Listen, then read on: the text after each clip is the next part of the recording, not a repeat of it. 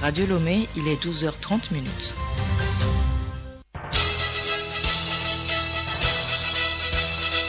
Le journal Hélène Assabi.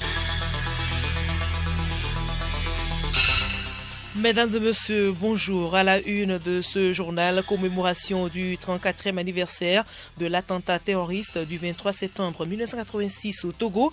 Des cérémonies de dépôt de gerbes se sont déroulées ce matin sur toute l'étendue du territoire national. Le Togo quitte l'ancien système de comptabilité nationale 1993 pour celui de 2008. Les résultats de cette migration ont été présentés hier en Conseil des ministres à découvrir dans ce journal. Vers une adoption de la loi des finances 2021, la Commission des finances de l'Assemblée nationale a examiné hier la programmation budgétaire et économique pluriannuelle. Et puis sport football, journée FIFA du mois d'octobre, le sélectionneur national Claude Leroy a convoqué 25 joueurs, parmi eux on note 5 nouveaux venus. Radiolomé.tg. Mesdames et messieurs, un nouveau bonjour. Le Togo se rappelle l'attaque terroriste du 23 septembre 1986. Des cérémonies de dépôt de gerbes se sont déroulées ce mercredi sur l'ensemble du territoire national. À Lomé, c'est le ministre de la Sécurité et de la Protection civile, le général de brigade Yak Damham, qui a présidé la cérémonie Place des Martyrs au nom du président de la République, Gabriel Ayena. Il s'agit, à travers cette cérémonie, d'honorer la mémoire des hommes et femmes tombés lors de cet attentat. Après le dépôt des gerbes, la sonnerie aux morts.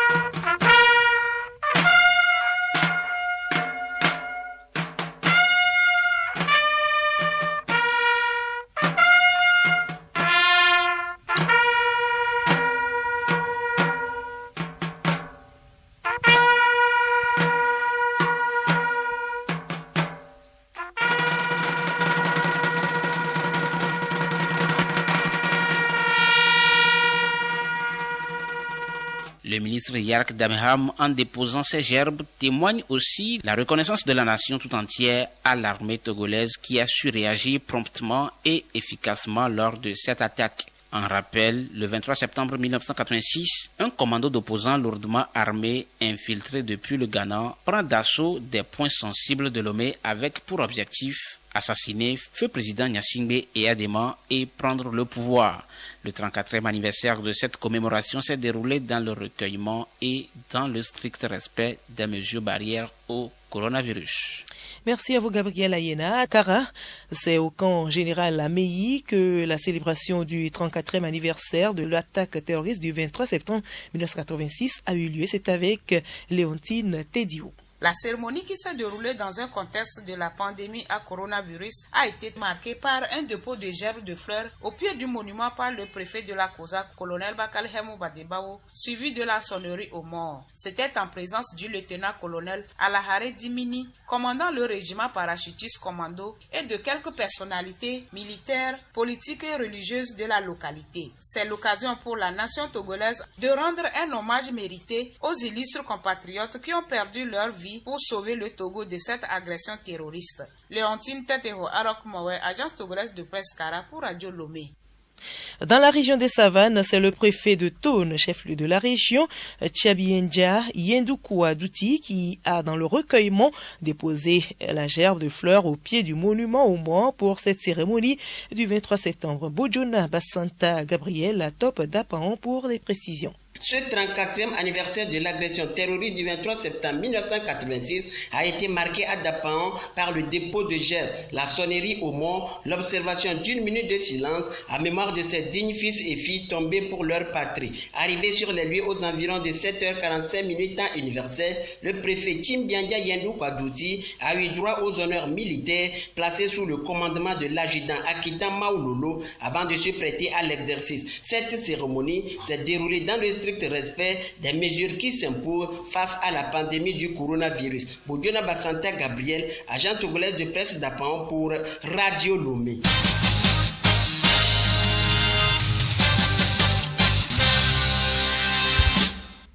Je vous l'annonçais tantôt en titre, le Conseil des ministres a examiné et adopté hier une communication relative à la présentation des résultats du rebasage du produit intérieur brut du Togo. Et il s'agit d'un processus qui consiste en un changement de l'annexe de base des calculs et en une application des nouvelles méthodes adoptées par la Commission statistique des Nations Unies. Le point avec le ministre en charge de la communication, Folibazi Katari.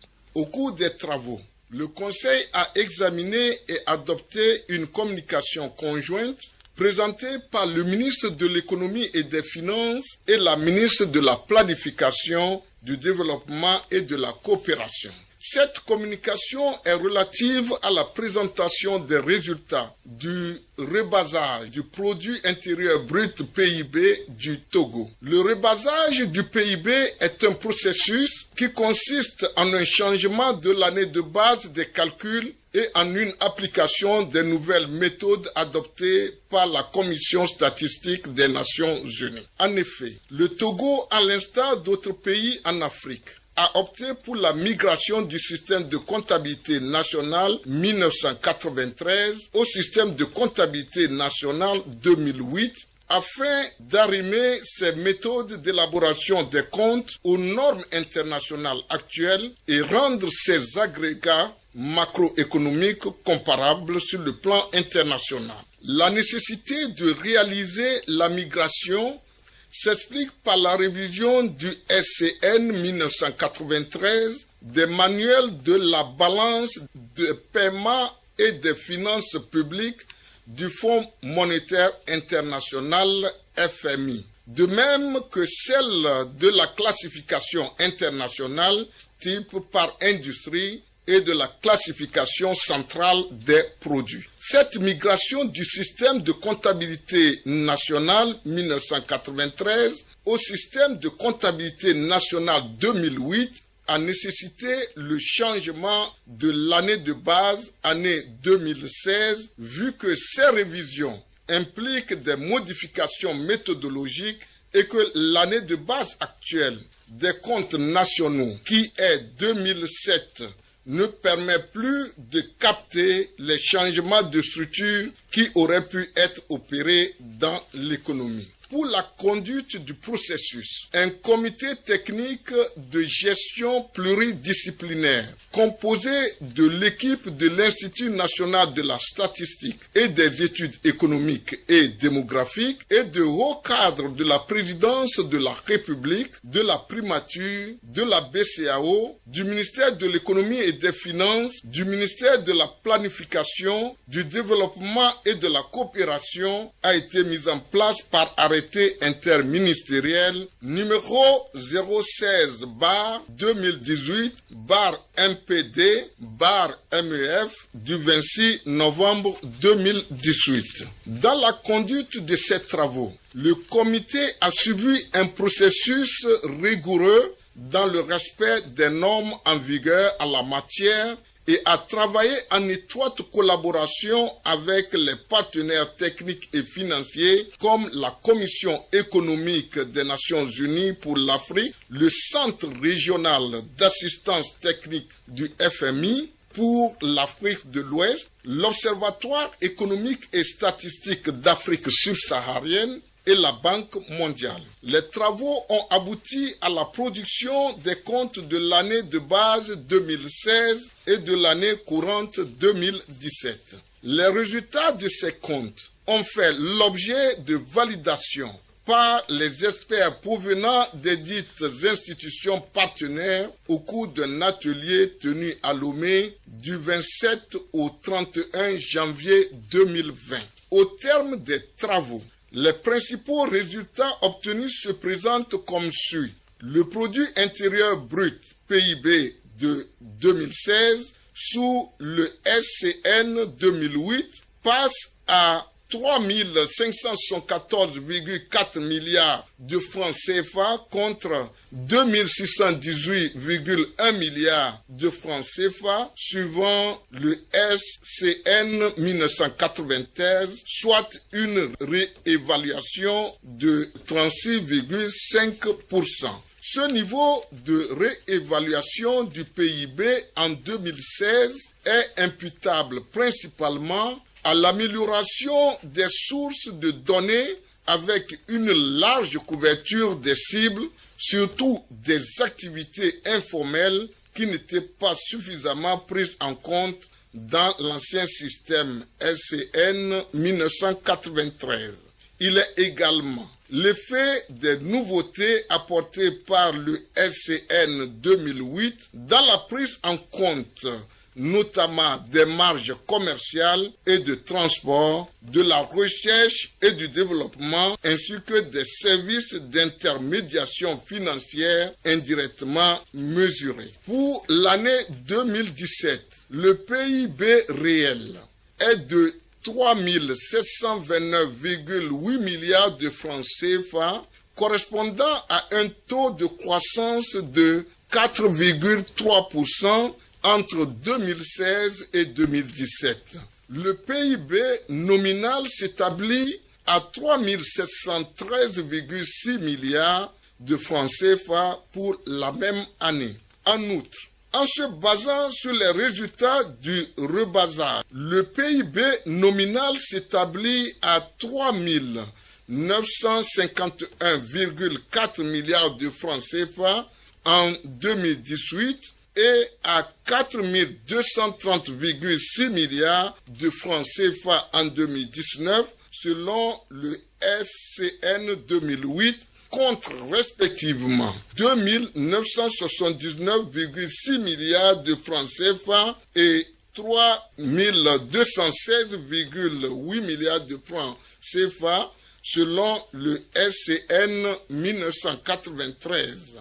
Les prévisions actualisées du PIB pour l'année 2020 se chiffrent à 4 399,9 contre 3 322,3 selon le SCN 1993. La réévaluation du PIB nominal a eu des incidences non négligeables sur les résultats obtenus.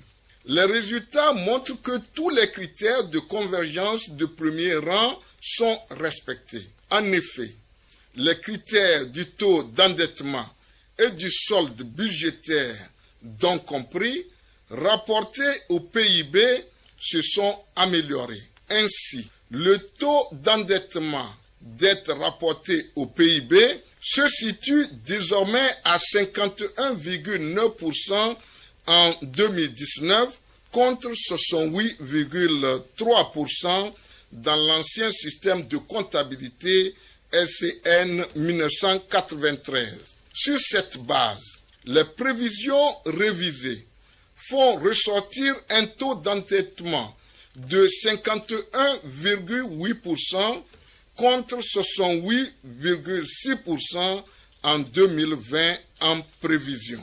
En revanche, le taux de pression fiscale est passé de 20,8% à 13,6% en 2019 et de 21,1% à 14,6% en 2020 pour une norme de 20% au minimum. Le Conseil s'est félicité des résultats auxquels l'exercice de rebasage a abouti. Il a adopté la présente communication et a instruit le ministre de l'Économie et des Finances et la ministre de la Planification, du Développement et de la Coopération d'organiser dans les prochains jours un séminaire de dissémination de ces résultats. Fait à Lomé, le 22 septembre 2020, le Conseil des ministres.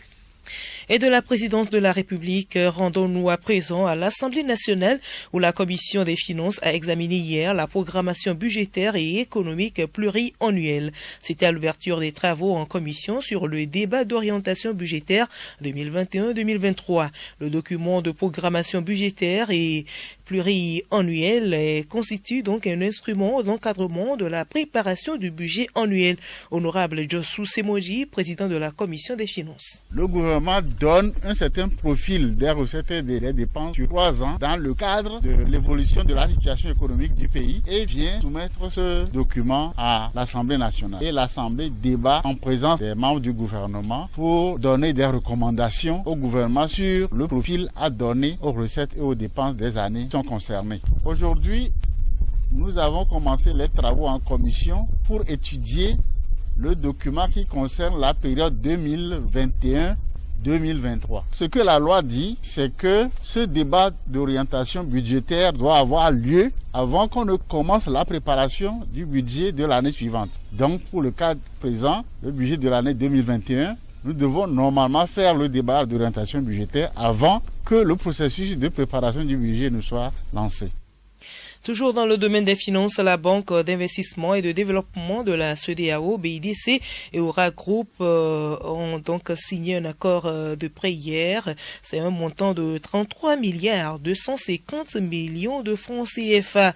L'accord a donc été signé hier et le montant va permettre de financer 34 PME-PMI. Ce crédit contribuera également à la création de 818 nouveaux emplois permanents dans les 8 pays de l'UEMOA. Georges Agui Nana Donko, président de la BIDC. We are extending this 50 million euros. Nous avons octroyé cette ligne de crédit de 50 millions d'euros à Aura Group qui va à son tour l'envoyer à ses filiales pour le financement de projets et de programmes divers. Vous savez, Aura Group est au Bénin, au Togo et en Côte d'Ivoire. Il va donc octroyer ces 50 millions d'euros à ses filiales qui à leur tour feront une rétrocession aux PME et PMI en vue de pouvoir financer divers programmes dans le secteur hôtelier, de l'éducation, de l'élevage, de la santé, et donc globalement pour booster les activités économiques dans la sous-région. Nous avons donc un partenariat avec Aura Group dans ce cadre. Alors nous avons la même vision et nous travaillons dans le même sens.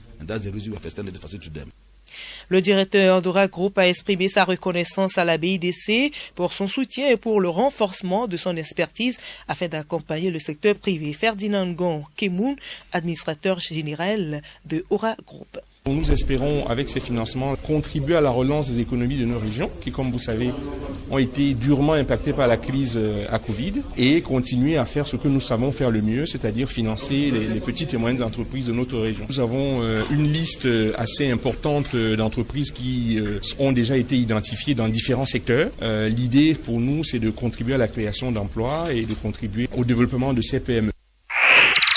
Écoutez Radio Lomé sur le web sur le www.radiolomé.tg. Magazine Santé Plus, pendant que les yeux de tous sont rivés sur la lutte contre la Covid-19, les autres maladies continuent de nous détruire. Magazine Santé Plus de ce mercredi nous rappelle l'importance du dépistage contre le diabète afin d'éviter ses conséquences dramatiques. Et c'est avec Alice Berthe Parandao. Environ 422 millions de personnes souffrent du diabète dans le monde.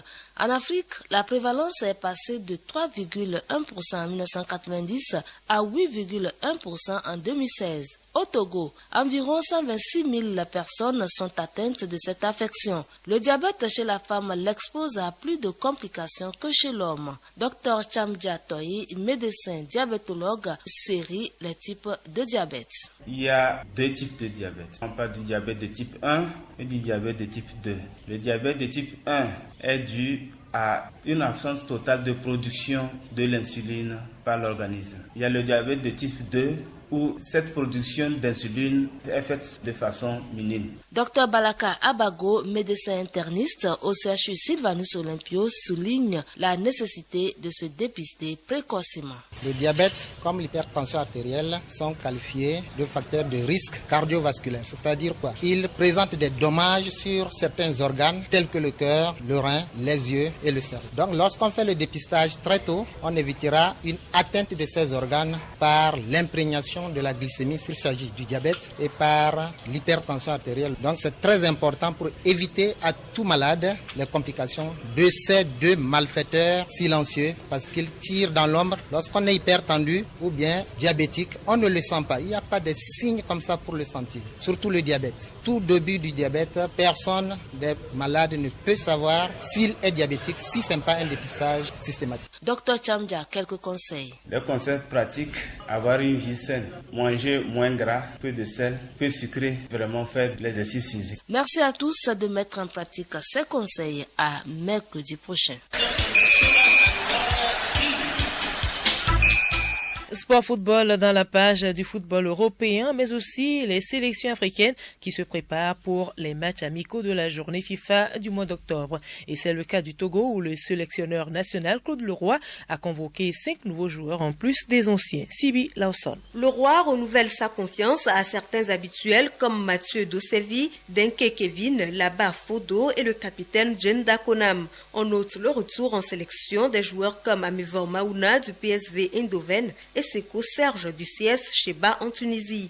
Pensionnaires de Wafa du Ghana, Doke Josué et Ate Youssoufou sont convoqués chez les seniors pour leur première fois. C'est également le cas d'Amenido Etienne du club d'Osnabrück d'Allemagne, de Bessile Loïc des Girondins de Bordeaux et de Donou Hubert du CS Sfaxien de Tunisie. Pour le reste, il s'agit d'Abochi Dové, Agbozo Kloussé, Aïgba Moubarak, Amatoutoui Kanivi, Atou Franco, Haïté Floyd, Barcola Malcolm, Bebou Ilas, Beignon Simon, Enen David, Lawson Steve, Mlapa Peniel, Sounou Gilles et Tchakei Marouf. Selon les informations, ces 25 éperviers devraient disputer entre les 5 et 14 octobre prochains 2 matchs amicaux. L'un des adversaires du Togo devrait être le Soudan et le deuxième est encore inconnu en raison de la crise sanitaire. Même son de cloche au Congo, le sélectionneur des Léopards a convoqué 28 joueurs. Le coach a décidé de se passer des services de certains cadors, à l'instar de Cédric Bakambou en attaque. Les Léopards affronteront le Burkina Faso le 9 octobre et le Maroc le 13.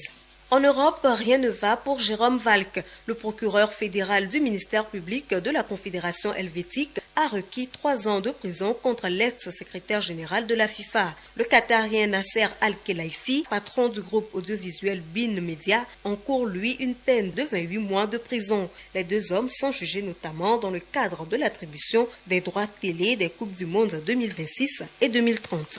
Quelques notes de transfert pour clore cette page des sports, c'est désormais officiel. Nelson Semedo dépose ses valises à Wolverhampton. 3 ans après son arrivée en provenance de Benfica, le latéral droit portugais quitte le Camp Nou contre un chèque de 30 millions d'euros plus 10 millions de bonus. Et le club catalan n'a pas tardé à trouver un remplaçant au Portugais. En effet, la direction du Barça s'apprête à arracher la signature du latéral droit de l'Ajax, Sergino Dest. Selon les informations, les dirigeants de l'Ajax ont accepté de céder le joueur. Llorente, de son côté, quitte le Real Sociedad et s'engage avec Leeds United pour 20 millions d'euros. La direction d'Arsenal espère toujours s'attacher les services du Ghanéen Toumon Partey malgré la complexité du dossier. Les pourparlers pourraient donc accélérer dans les prochains jours.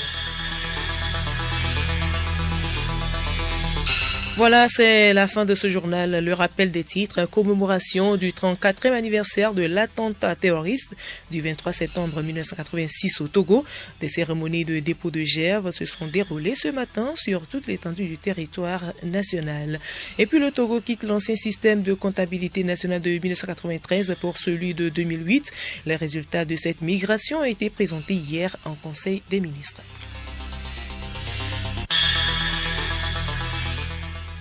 Sensibilisation coronavirus. Aujourd'hui, Juliette Camden nous parle des efforts de recherche sur quelques remèdes des pays africains. Face au nombre de remèdes traditionnels qui ont vu le jour sur le continent africain pour traiter la COVID-19, l'OMS Afrique et l'Africa CDC, Centre de prévention et de contrôle des maladies de l'Union africaine, lance un protocole scientifique pour évaluer rigoureusement l'efficacité de ces traitements à base de plantes contre le coronavirus. Il y a eu le Covid Organics à base d'Artemisia à Madagascar, les margousiers en Côte d'Ivoire ou encore le Congo Bololo en République démocratique du Congo, aussi appelé Ndolé, au Cameroun et au Gabon. Les remèdes traditionnels ont foisonné depuis le début de la pandémie de Covid-19 sur le continent africain. Mais l'efficacité et l'innocuité de ces remèdes font toujours polémique. L'OMS et le Centre de prévention et de contrôle des maladies de l'Union africaine mettent donc en place un protocole scientifique pour réaliser des essais cliniques de ces médicaments à base de plantes pour lutter contre le coronavirus. Il s'agit d'une feuille de route pour mener des essais cliniques ethniques rigoureux et prouver ou non l'efficacité de la médecine traditionnelle contre la Covid-19. La porte n'est pas fermée car il y a eu d'autres maladies où la médecine traditionnelle a largement contribué à la lutte contre ces maladies sur le continent. Donc, pourquoi pas dans le cas de la Covid-19, conclut Jean-Baptiste Nikema, en charge des médicaments jugés essentiels à l'OMS Afrique.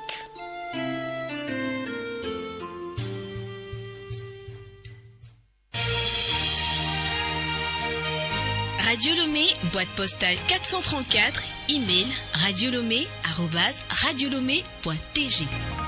radiolomé.tg